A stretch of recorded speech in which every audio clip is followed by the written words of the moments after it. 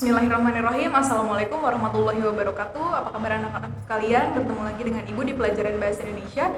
Semoga kalian selalu dalam keadaan sehat dan juga selalu dalam lindungan Allah Subhanahu wa taala. Amin amin ya rabbal alamin. Nah, anak-anakku sekalian, 2 pekan yang lalu kalian sudah melaksanakan penilaian tengah semester. Nah, di pertemuan kali ini kita akan masuk ke materi yang baru, yaitu tentang teks cerita pendek. Sebelum masuk ke materinya, Ibu akan membacakan kompetensi dasar kita hari ini. Yang pertama yaitu mengidentifikasi unsur pembangun karya sastra dalam teks cerita pendek yang dibaca atau didengar. Kemudian yang kedua yaitu menyimpulkan unsur-unsur pembangun karya sastra dengan bukti yang mendukung dari cerita pendek yang dibaca atau didengar. Tujuan pembelajaran kita hari ini adalah nantinya kalian diharapkan mampu untuk mengidentifikasi dan juga menyimpulkan unsur-unsur pembangun teks cerita pendek yang didengar atau dibaca dengan baik. Nah, sebelum kita masuk ke materi teks cerita pendek, kita harus tahu dulu apa itu teks narasi. Nah, karena teks narasi ini adalah kepala dari teks cerita pendek.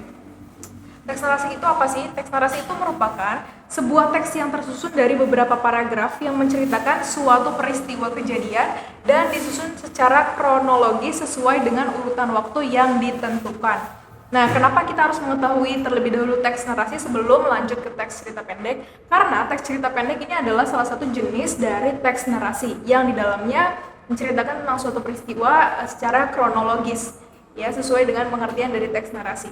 Nah, kalau begitu, kalau kalian sudah mengetahui teks narasi, lalu apa itu teks cerita pendek?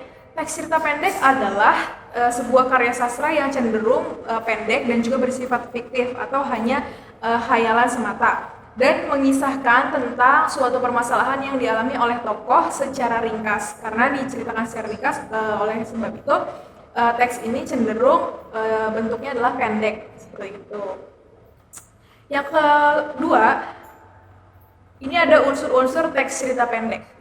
Ada beberapa unsurnya. Yang pertama yaitu tema, yang kedua alur, yang ketiga penokohan, yang keempat latar, yang kelima sudut pandang, yang keenam gaya bahasa, dan yang terakhir amanat. Jadi ada 7 unsur teks cerita pendek: tema, alur, penokohan, latar, sudut pandang, gaya bahasa, dan juga amanat. Nah, kita akan mulai bahas unsur-unsur ini satu persatu. Yang pertama adalah tema. Tema adalah pokok pembicaraan suatu teks. Nah, contoh dari tema sebuah cerpen adalah misalnya ketuhanan, kasih sayang, persahabatan, dan lain-lain. Biasanya tema dalam sebuah cerita pendek ini menyangkut peristiwa-peristiwa kecil yang ada di dalam kehidupan sehari-hari, supaya pesan yang ada di dalam sebuah cerpen itu mudah ditangkap. Selanjutnya ada alur. Nah, di dalam alur ini terdapat rangkaian peristiwa. Nah, secara umum rangkaian peristiwa ini terbagi dalam bagian-bagian berikut. Yang pertama yaitu pengenalan cerita. Nah, di dalam bagian ini biasanya penulis biasanya mulai memperkenalkan tokoh, mulai menata adegan dan juga hubungan antar tokoh. Yang kedua yaitu pengungkapan peristiwa. Nah, pada bagian ini mulai disajikan peristiwa-peristiwa awal yang menimbulkan berbagai masalah dan juga pertentangan. Setelah itu, alur yang ketiga yaitu menuju konflik. Mulai adanya peningkatan berbagai situasi yang akhirnya menyebabkan bertambahnya masalah pada awal cerita. Yang keempat yaitu puncak konflik atau klimaks.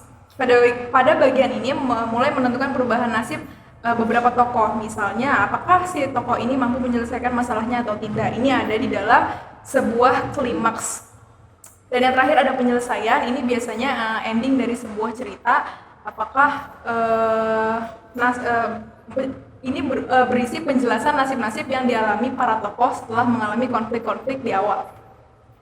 Selanjutnya kita beralih ke penokohan. Penokohan ini adalah bagaimana cara pengarang menggambarkan karakter tokoh-tokoh. Ada berbagai cara pengarang menggambarkan karakter tokoh dalam sebuah cerita. Yang pertama yaitu menyebutkan secara langsung.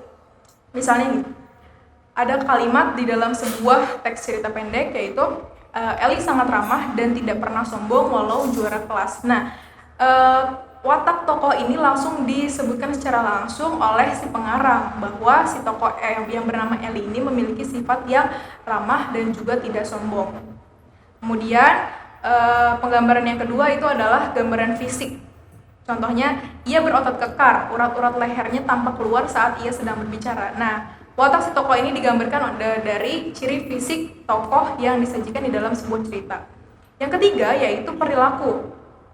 Contohnya yaitu apabila berjalan, Sony selalu saja menengadah dan membusungkan dadanya. Nah, watak tokoh dalam cerita ini digambarkan melalui perilaku si tokoh yang menggambarkan bahwa watak ini adalah watak yang sombong, karena bisa dilihat dari cara ia berjalan. Ketika ia berjalan, ia selalu menengadahkan kepala dan juga membusungkan dadanya.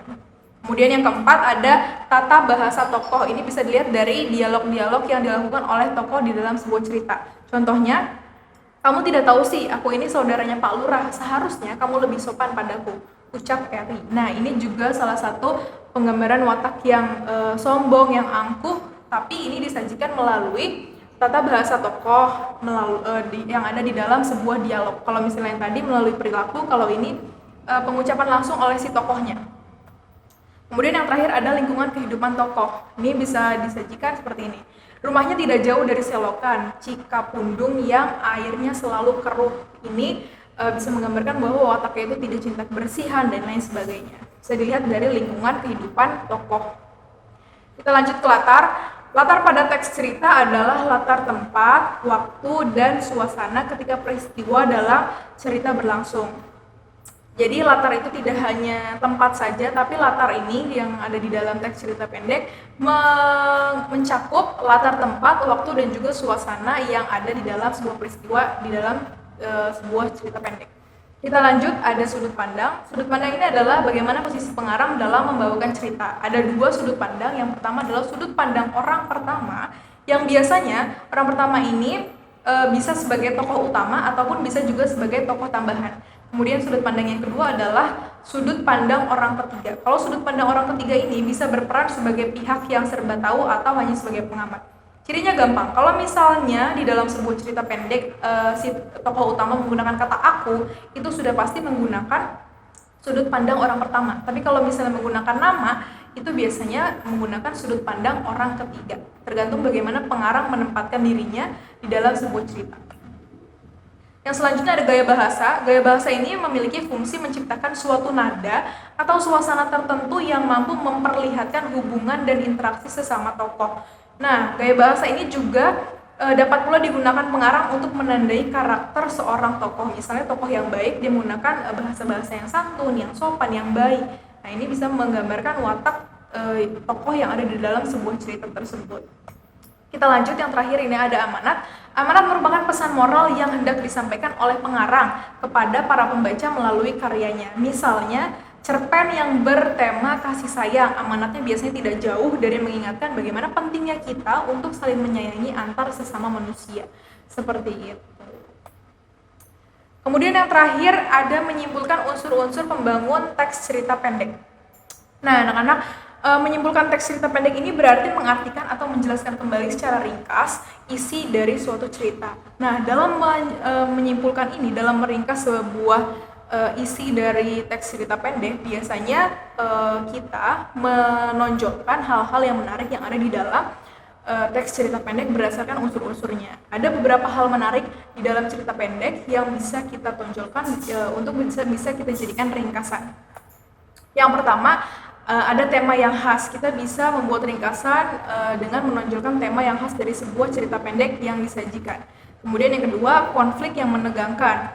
Yang ketiga, alur yang mengejutkan. Yang keempat, watak yang mengagumkan. Dan yang terakhir, perjuangan tokoh. Nah, kelima hal-hal penting ini bisa dijadikan unsur-unsur yang menarik untuk dijadikan ringkasan sebuah teks cerita pendek supaya para pembaca mau membaca teks cerita pendek secara lengkap. Kalau misalnya biasa di novel itu di bagian belakang ada yang namanya sinopsis. Nah, ini sama seperti sinopsis, berupa ringkasan sebuah cerita.